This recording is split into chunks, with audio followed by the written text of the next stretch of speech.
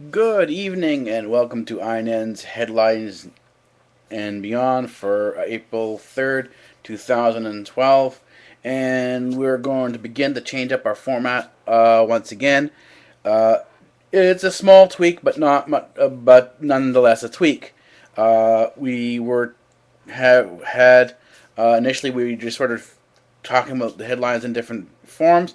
Then we moved to domestic affairs and foreign affairs.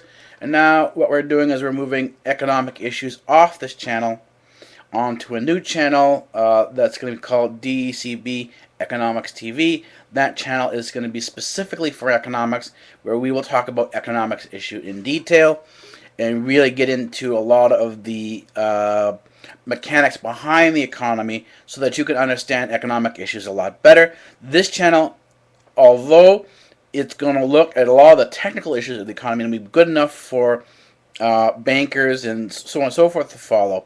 The whole purpose of DECB Economics TV is to bring to the average public, to the average viewer, the information that a lot of bankers would understand.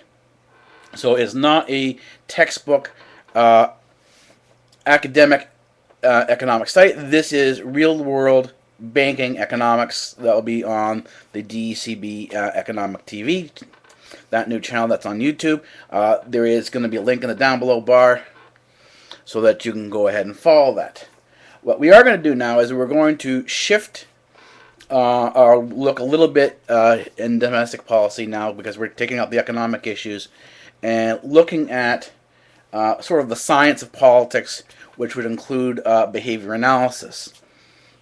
So we're going to take a more structured look at what's going on behind the news, what are some of the causes behind the news, and we're going to start taking, you'll see, a look at what different media outlets are reporting and how they're reporting it. Then as we start looking behind the headlines, we're going to start trying to dissect what's being said, what's being parsed out, people's different views on these different things, and that way you can sort of get an idea of what's going on out in the world. So we're now taking our next step into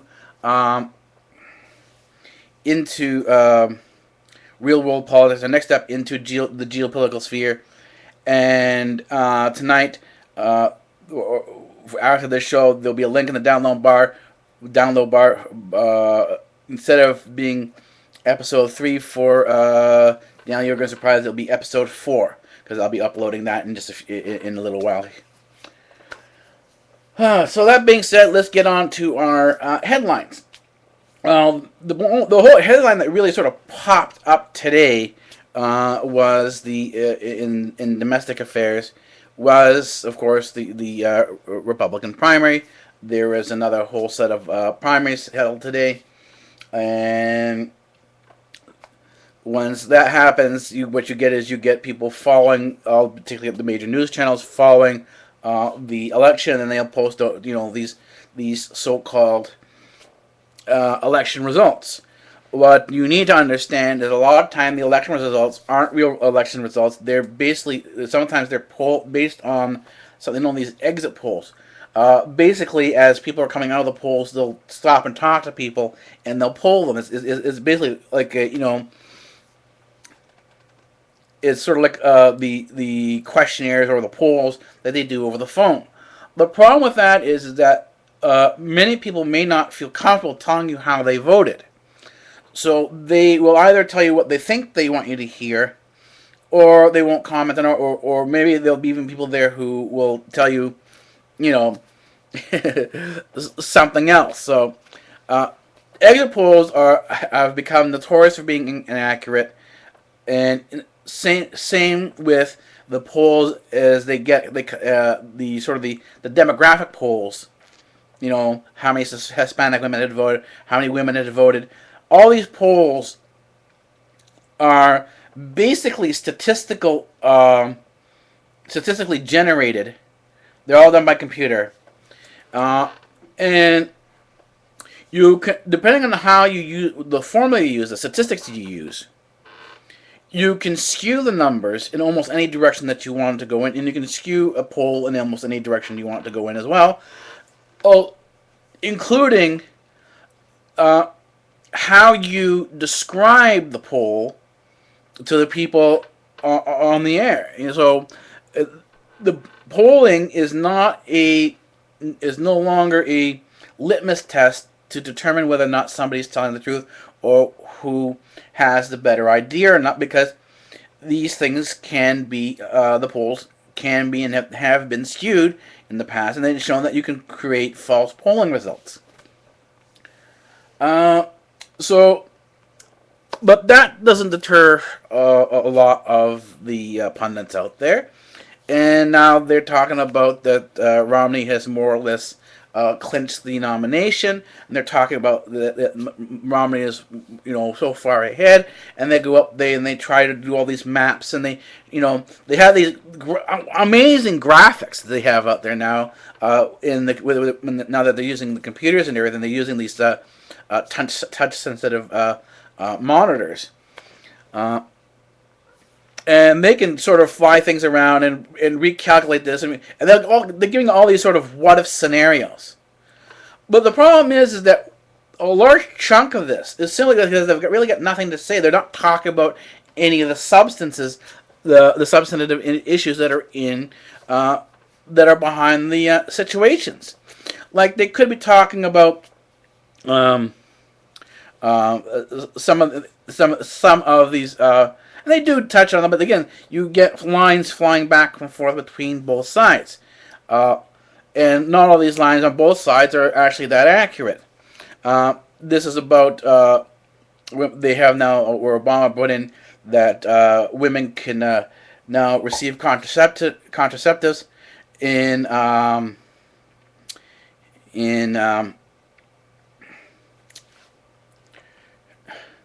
in their health care package as part of their insurance.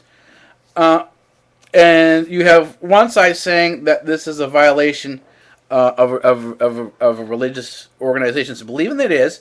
If a Roman Catholic has these organizations where they employ people, they're now forced to supply birth control, even though it's a violation of their beliefs, to their employees. But the problem is that, and this is what they haven't actually called. Republicans haven't called the Obama's administration on the left on this. The social left seems to think that all these entitlements will come out of thin air. They don't really seem to understand and see what's happening in Europe, and see that, hey, there's a problem. We have to pay for everything. So right now, with Obama in charge, the left is still trumpeting their social economic causes and saying we should be heading in the direction of Europe. Where if you simply look at China and India, who are coming away from the social economic system, because they were communists, they were very socialist in the past, and adopted the Reagan economic policies, you can see a vast distinction between the two different directions. Yet this dynamic is never mentioned by the Republicans. Of course, it's never mentioned by the Democrats. It's not mentioned by the Democrats that you have a lot of these medical associations and all these different organizations who collect monies and charities, that they could have stepped up and done something, but they haven't done anything. Because in the United States, if you have a private healthcare system, there's no reason why any of these charities couldn't have stepped in and created their own social healthcare system. It wasn't that the government had to step in and do this. This is something in terms of socialism that could have been done on their own, because the system permitted it. It's only when you get into the philosophy of socialism that everything has to be done by the government, and these people do absolutely nothing except for the comment about it, that you begin to realize that these people aren't going, even though they have the capacity to do something, they're not going to, because their views is the government should be doing this. That this is something that is a governmental thing. And of course, they set themselves above society as the great thinkers, the great intellectuals, And they call anyone who disagrees with them flat earthers, uh, rural country bumpkins, morons, idiots, um, knuckle draggers. Basically, they start belittling anyone who doesn't have their intellectual thought, this Western intellectual thought. They start belittling them uh, because they don't think the way that they do. And this is, if you look at Western intellectual thought compared to uh, human history, and in particular to Eastern thought, which is significantly different than Western thought, even though Western thought does borrow to a certain degree from Eastern thought. Western thought, does have Western and Eastern thought are two really distinct things, and so are the cultures. Now, the Eastern thought, the Eastern ideas, are significantly older than the Western ideas are, than Western thought is. The Western concepts of gender and family dynamics that are now being played out in the school systems by the various different psychologists, really, the earliest you can go back is basically about 1900, but they really weren't in the schools until 1990. The curriculum that was heavily influenced by modern psychology and the socialist kind of modern theology, psychology,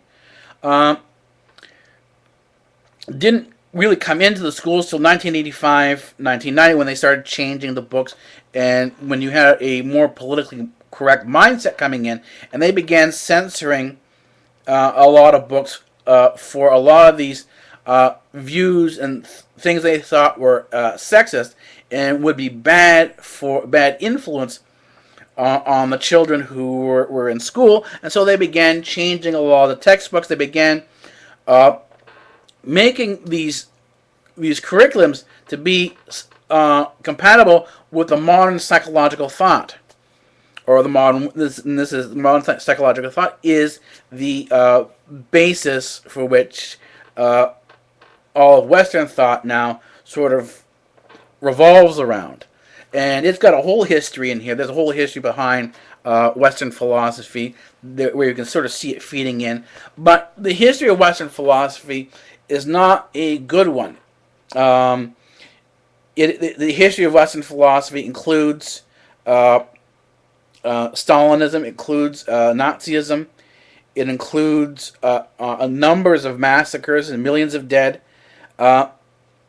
In the same aspect that they can sort of go back and say, well, we aren't religion because religion creates all these horrors. Well, unfortunately, if you look at history, socialism has done the exact same thing. Like this whole idea of a concept world or a socialist utopia is something that has been tried before. This is not something new. What you're seeing now, and we're seeing in this environment, particularly with the Democratic left with Obama, is a regeneration of socialism, ignoring the past, being fully ignorant of the past, and saying things are different this time.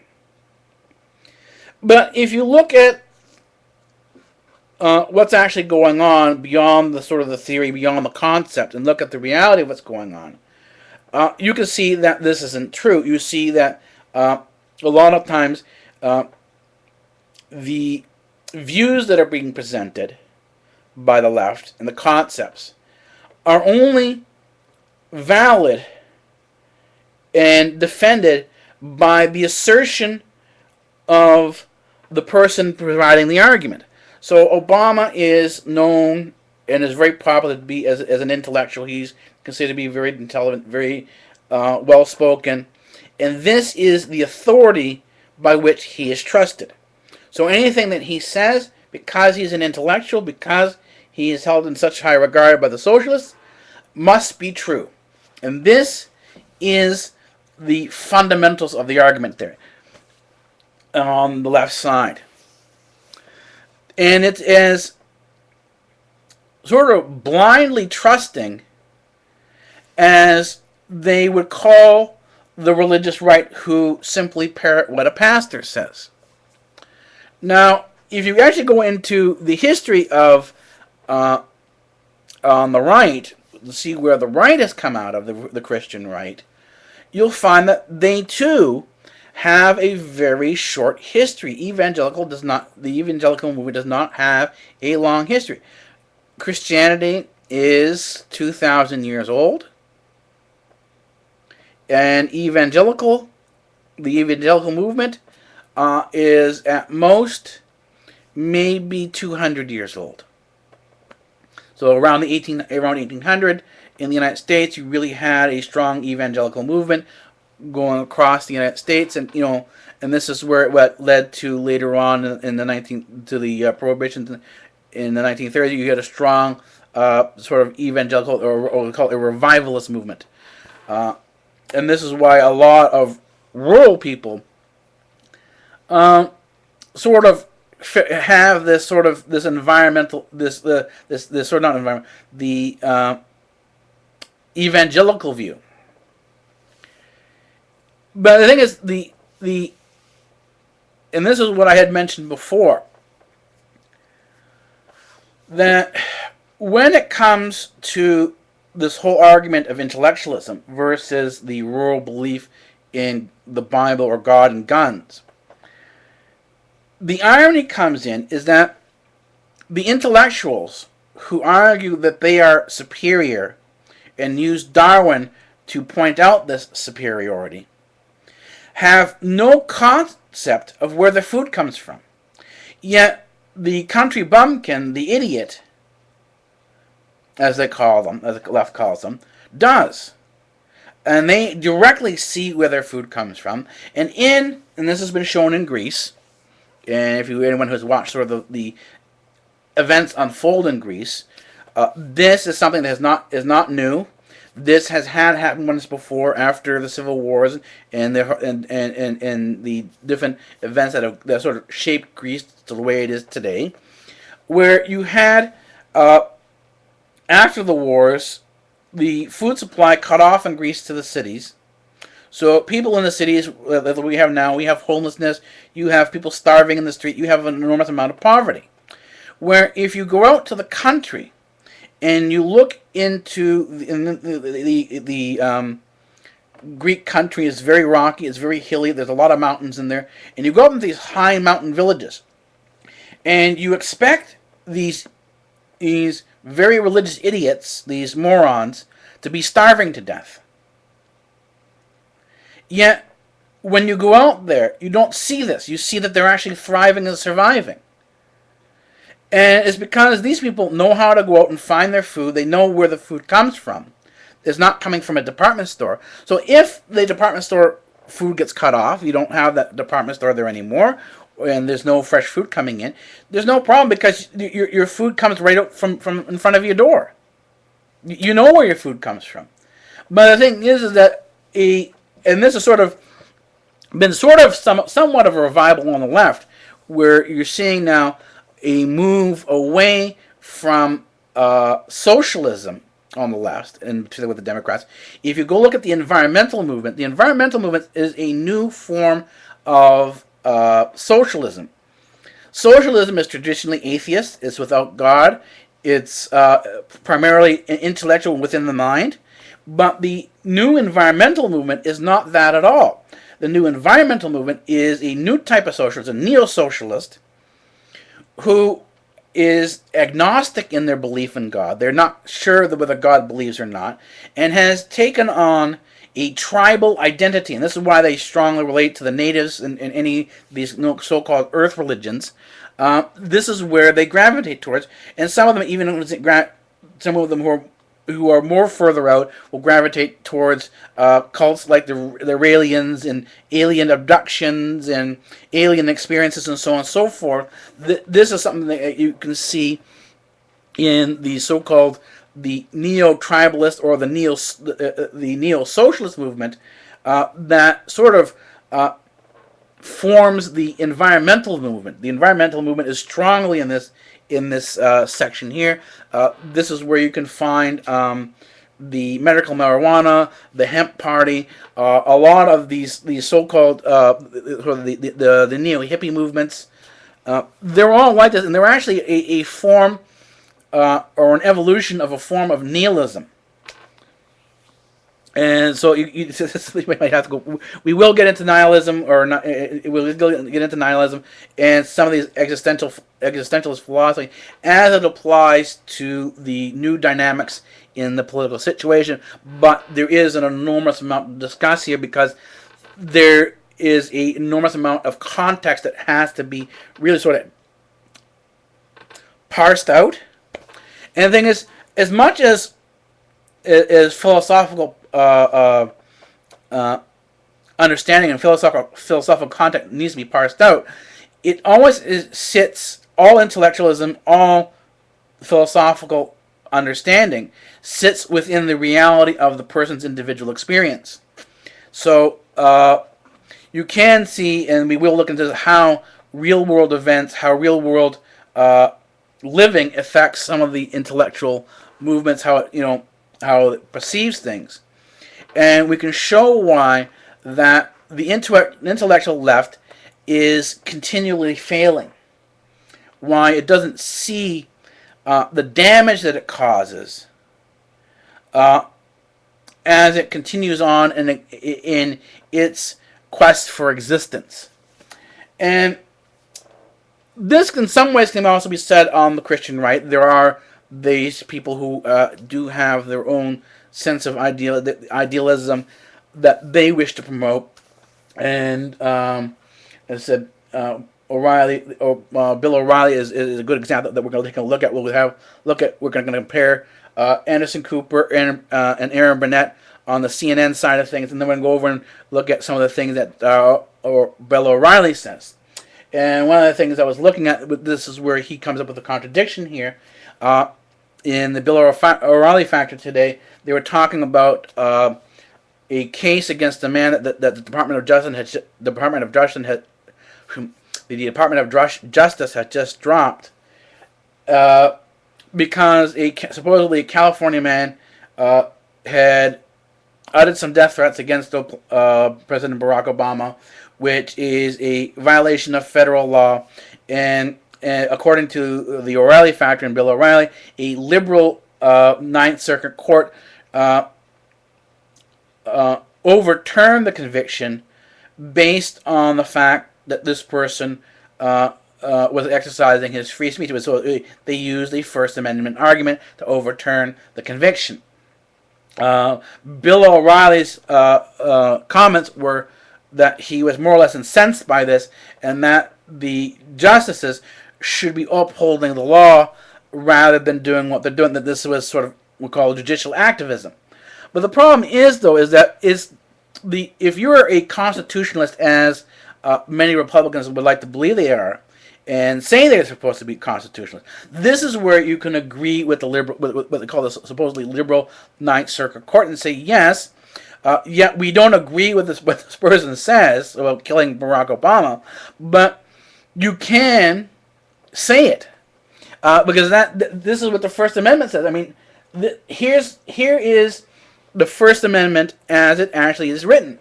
And this, what I've done is I've taken a snippet out of it. I'm not going to do the whole First Amendment because the whole First Amendment includes religion and a whole bunch of other things. So I'm just going to look specifically at the issue of free speech. And here's how it reads. Congress shall make no law abridging the freedom of speech or the press. And the question is, does this law, that says you can't say something that, they're going to kill the president or something threatening about the president, is this unconstitutional? Does it violate speech? Is this a law restricting, abridging the freedom of speech? And yes, it is. And the same thing, this is also true with DCA. This is also true of SOPA. This is also true of Protect IP. This is also true of the new SOPA that's supposedly coming out now. I just took a look around and saw that there's a new SOPA coming out. And this new SOPA looks like it's going to be Where did I put it here now?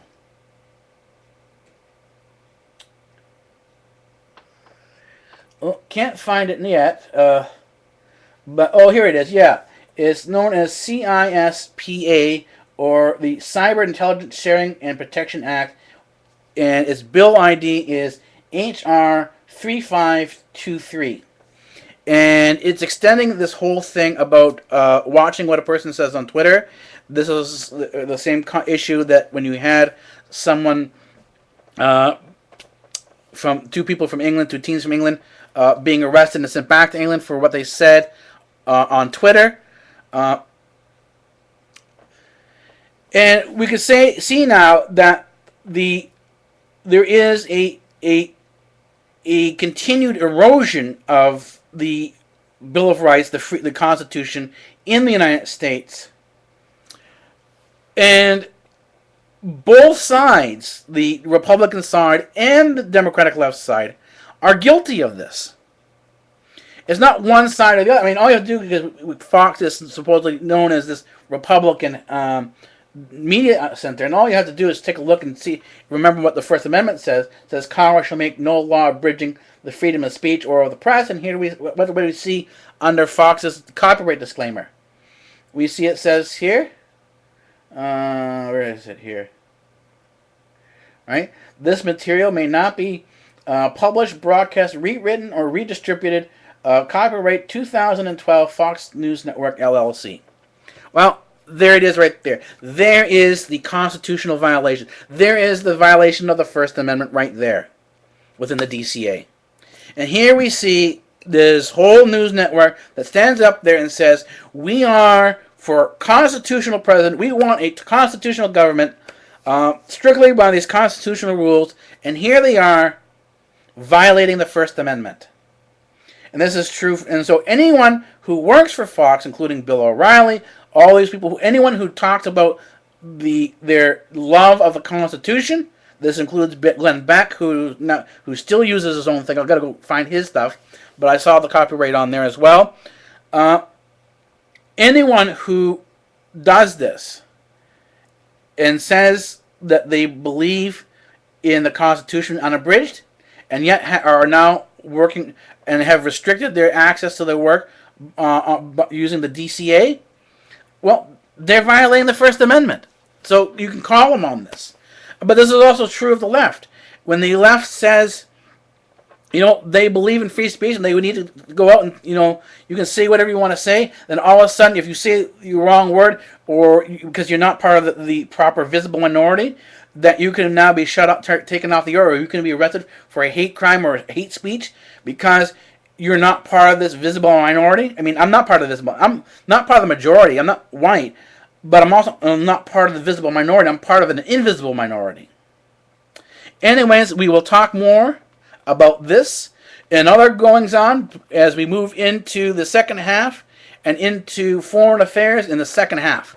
All right, I'll see you within 2 minutes. Alrighty, welcome back to the second half of iNN's Headlines and Beyond for April 3rd, 2012. We were talking about the functional and the philosophical differences between the right and left, between the Republicans and the Democrats.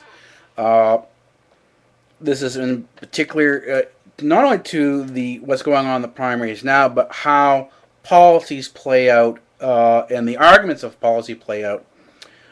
One of the things that needs to be understood is that one of the problems the right is having, and they're not necessarily the right. Republicans now form a large chunk. They're sort of a mosaic of different groups. They're not one cohesive group the way the Democrats are.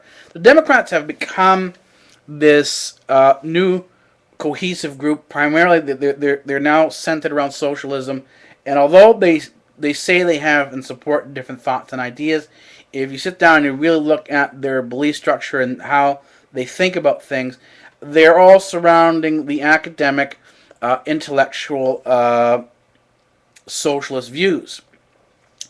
And there really isn't much of a departure from them. So primarily you have the Obama group, who are the concept intellectuals, that everything is a concept. They're more on the socialist communist left side of things, and they are more atheistic than the second group of socialists who are still social. These are the environmentalists, uh, who are what we would call the neo-socialists, meaning they're a new type of socialists, that rather than being atheistic, they're agnostic, meaning that rather than saying that there is no God, they have a view that there might be a God, and what they do is they have a tendency, rather than going for traditional religions, they will move out to earth-based or tribal religions, and they will find the neo-socialism is really a neo-tribalism. It's going back to the tribe, and you'll see these people. They have you look and go into any of these environmental rallies, and find the hardcore environmentalists. If they have a tribal tattoo or tribal piercing, then you're seeing somebody who is more agnostic and is tending towards more of this sort of neo-tribalism in terms of the socialism, as opposed to the traditional atheistic, purely intellectual socialist. And this is sort of the dynamic that has formed in the Democratic Party, and so there's really not much of a sort of, if you want to call a major philosophical divide. There are minor divides, but they're not major sort of philosophical divides, particularly for the Obama group, who are more or less called, even though they call themselves Christians or whatever, they have a religion. They're not really religious, and their view of religion is more of a concept or a philosophy than it is a religion. And I should say that their religion, and this is where I need to make the qualifier now, is that religion is how you practice your belief. So there's two components. There's the theology, and then there's the religion. The theology states what you actually believe, and the religion is how you practice what you believe. So, in the case of Obama and the atheists, what they believe, their theology, is that there is no God, and they practice accordingly. Because they have yet to this point in time proven there isn't a God. They're continually trying, but until they do prove that there is no God, their statement of disbelief in God is still a belief. So their theology is an atheology. It's a theology of God that with no God in it. That the God doesn't exist. And their religion extends from there on out as they practice it. Into this comes the view of the world that many of the nihilists, the anarchists, and other forms of existentialism have taken, that the entire world that we see here is a matter of perception and concept, and this includes gender, and all these gender issues are as they are because gender is simply a perception. It's a concept and not reality, and this forms the nihilist view, this forms the anarchist view, this forms the existential view along these lines of nihilism and anarchism, that everything is more or less just simply a concept. And into this concept comes now a huge umbrella that religions, or so-called religions, can be pulled into. And this includes anyone who calls themselves a particular religion, like Christian or whatever, but doesn't actually practice it. They believe in the concepts of this particular religion, but when you sit down and look at how they approach this, and their approach to the religion, you'll find that the practices, the religion itself, rather than supporting a specific theology, is more conceptual. So the theology becomes more conceptual in addition to their practices. And so what happens, they become concept Christians, they become concept Muslims, or whatever particular background they are that they say, or religious belief that they say that they have. So a large chunk of what's going on the left in terms of the Democratic Party doesn't become opposed if you are of the view that everything is a concept and they come up with a term that's all good. That there's no problem, all concepts, all forms of reality are accepted, that there's no discrimination here, everything's all right, and it's all a hunky-dory little party. This is the view of the left.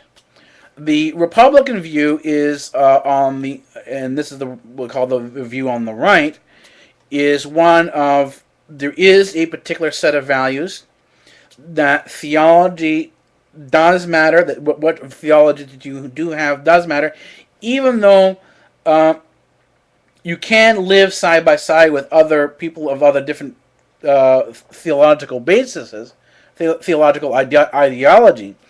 And this is sort of where it gets a little murky, because theology say you can and you can't. And we'll get into this a little bit later on, but this is sort of a deeper topic that sort of, there's a little bit of, deserves a warning. This is sort of a quicksand. That theologies that are specific, and you can't sit down and look at theologies that are specific, in many cases have statements in them and beliefs that pit one person against another in terms of how they exist. And this, in many cases, spills over into violence. And this can be seen in, let's take the sort of the theist approach of things. The theist is a person who believes in a God-centered society, and that the hierarchical structure of society, in terms of the orders of society, is based on this theological hierarchy. If there is another person of the same supposed theological background, this is the difference between Sunni and Shia, let's say, look at the Muslims. Well, all of a sudden now, because one doesn't have the same belief as the other, they can call the other one heretic and go after and kill them. And this is what we see in a lot of the jihadists. Their targets of the jihadists, in addition to being American, if you look at what all the targets are, they're going after other Muslims, they're going after other people who believe in Islam, because their belief in Islam is not the same as the other person's belief in Islam. And this can actually be seen in history when you have the Roman Catholics go off in their crusades. Arguably, their propaganda machine said that they were going after the Muslims in the Middle East.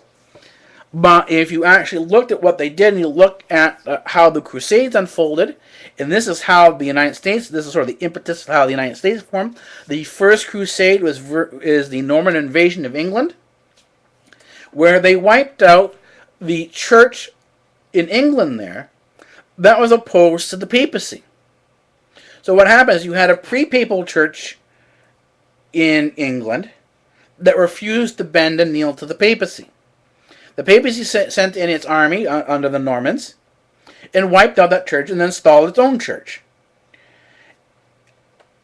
Under the old church, the pre-papal church, because the view of the earlier Christians, this is the theological view of the Christians pre-papal, pre-1000 AD, was the church of a brotherhood, was the church of the family, and sort of pushed because your brother, because your family, because God's your father, the need for a stately church wasn't needed and never really formed.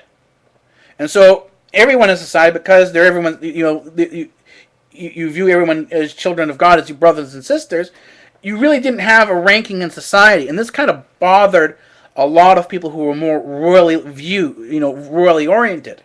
And many of the German Europeans, the white Europeans, were of this persuasion. And so in In 1064, you had the first Norman invasion. I think it was in 1060 or 1066, around that area, around 1000 AD. You had the Norman invasion of England. And in the process, not only did they wipe out all the churches, but they wiped out all the monks, nuns, and priests, except for one, and installed their own church. They took out the family rule and law in terms that there wasn't any hereditary, there wasn't any structure, and imposed a hierarchical structure in England. This hierarchical structure had its problems, and this produced in around 1300 AD, this produced the Magna Carta. The Magna Carta then produced, many years later on, the American Constitution. So this is the American connection to this in terms of how theology plays out. But we can see that certain religions on the right can cause significant problems and can cause wars in between people, and this is sort of what we're seeing now. And there's the assumption on the left that somehow the left is more altruistic, the left is not as violent, that it rejects all this violence, the violence of what they call religion and theology. But if you look into its history, and its history starts basically at around 1900, and you look into its history and see what's actually happening, and you have to accept the horrors of the communism in Russia. You have to take into account Nazism, which is a national socialism, is socialism on the right. You also have to take into account the actions of the Khmer Rouge in Cambodia. And when you start putting this stuff together and looking at some of the stuff that we saw in China, with some of the stuff we saw in Burma, you now have to start backing off from the statement that atheism and an atheistic society is significantly less violent than what you would have if you were talking about a theist society or a society on the right. And what happens is that again, none of this stuff, none of these arguments are brought out in in the primaries. There is a push by one side or the other to get Romney to the finishing line, even though he's not really near the finishing line. He's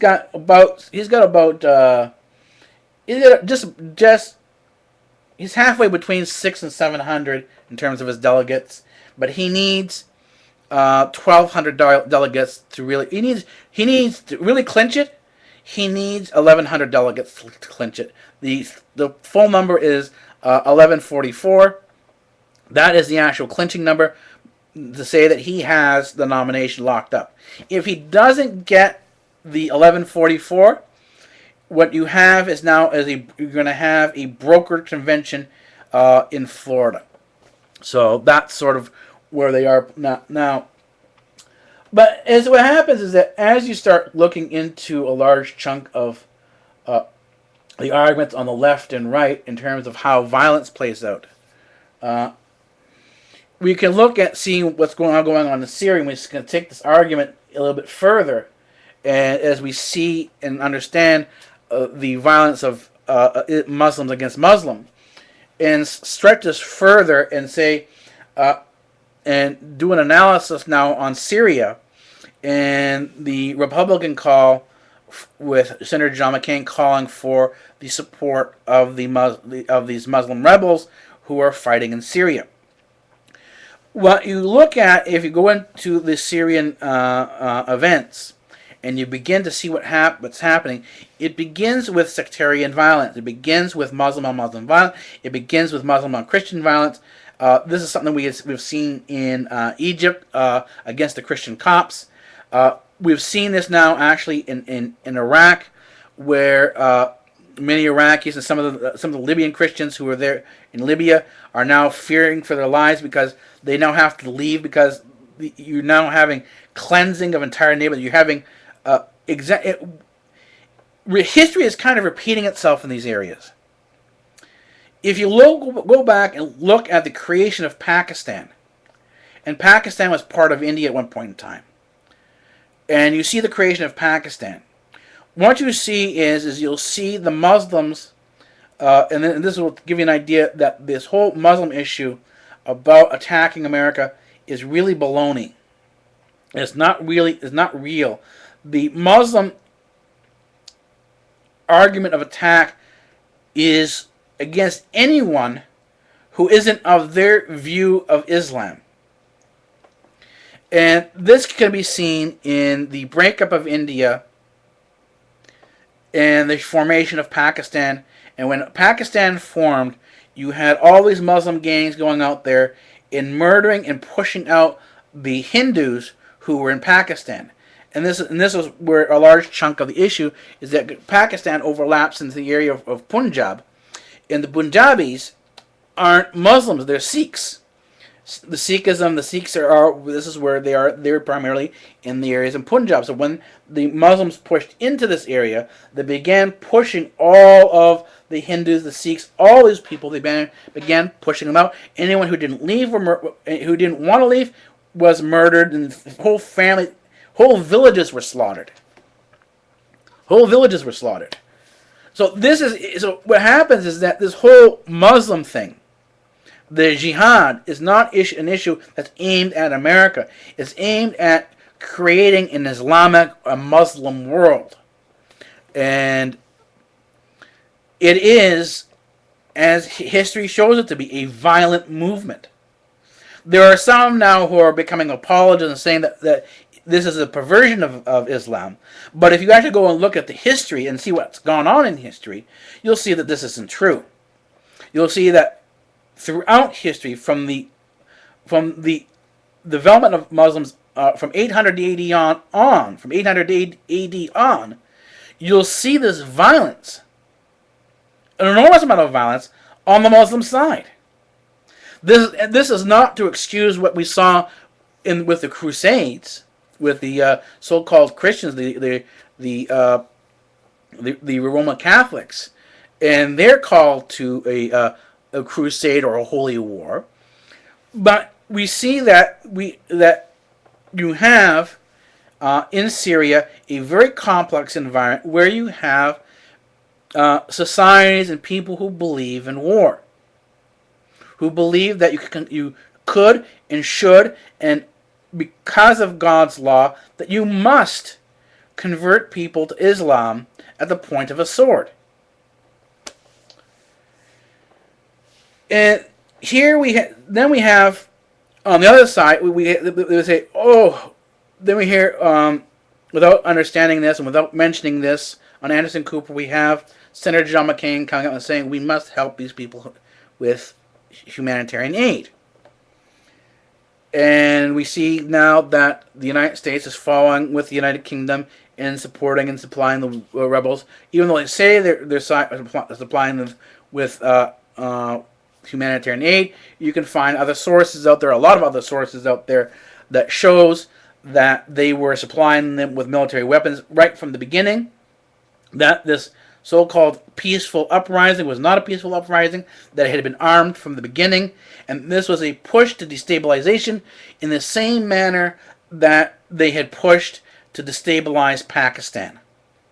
A lot of the destabilization and the bombings that we're seeing in Pakistan, which are occurring even as we speak, just yesterday, talking about the news today, one of the headlines in Pakistan is you had multiple, not one or two bombings, you had multiple bombings across Pakistan. And this is all, this isn't an American bombing a Muslim. This is a Muslim, these extremist Muslims from the Taliban, from Al-Qaeda, bombing, attacking other Muslims because they're not as Muslim as they are, as the Taliban wants people to be. And so we see from history, again, you're going back in history to see what was done and what was the outcome of our intervention in particular areas. All you do is look at Pakistan to see what has happened with American policy in terms of how we deal with these issues. You want to see another example of American policy? Afghanistan. We've been in Afghanistan as part of American foreign policy since 1980. It was part of the Cold War. And so we haven't resolved any problem in Afghanistan. We haven't resolved any problem in Pakistan. We really haven't resolved anything in Iraq.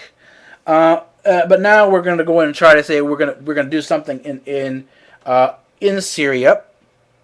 But at the same time, while we're going and calling Assad this war criminal, and we're talking about his wife, how his wife can be so blind to what's going on inside of Syria, we have in the news again, and if go across a variety of different headlines, this is confirmed with many Israeli peace groups and many Israeli peace activists, that the Israeli government is behaving in the exact same manner and has had a history of ethnically cleansing Palestinians and people they call Bedouins in the Palestinian and Israeli area.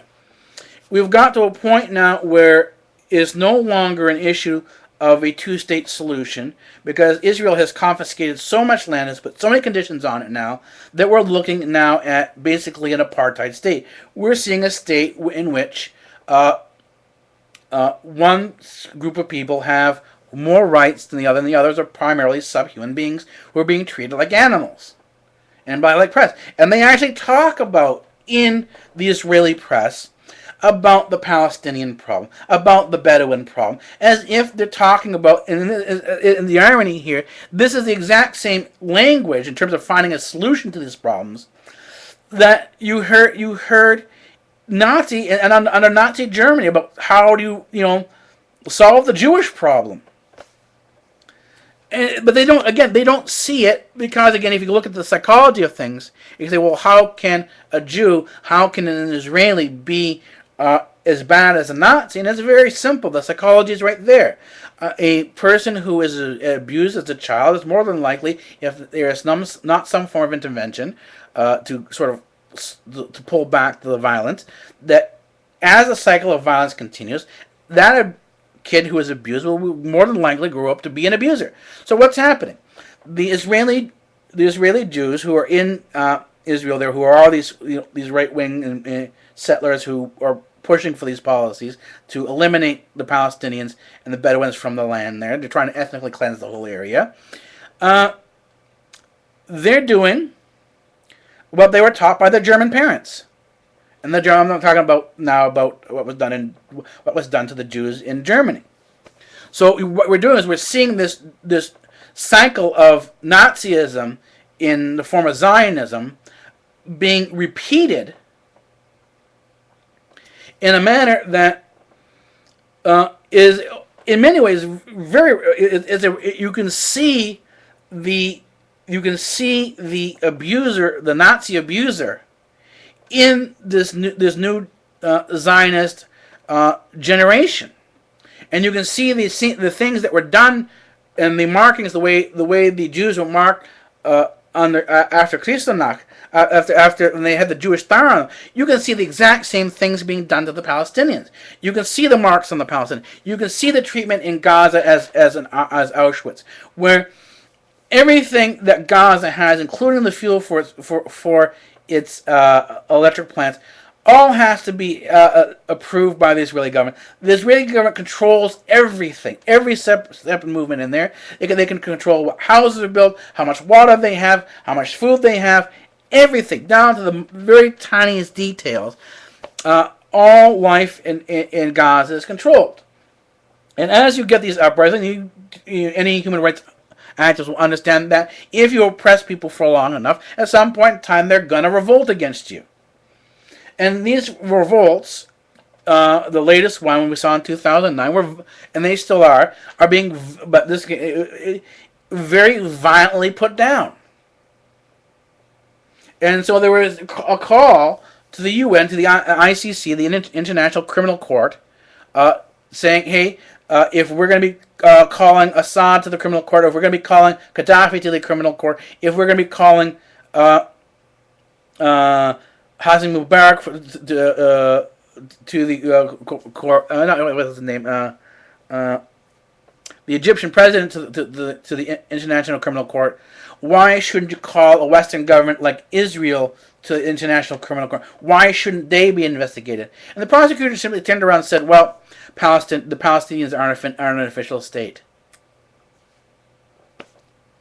And basically, you have the ICC, you see the racism, you see this whole thing of these hate crime things about this visible minority in the ICC. It is a Eurocentric, it is a white Western leaning court, and they exempt themselves from all the laws.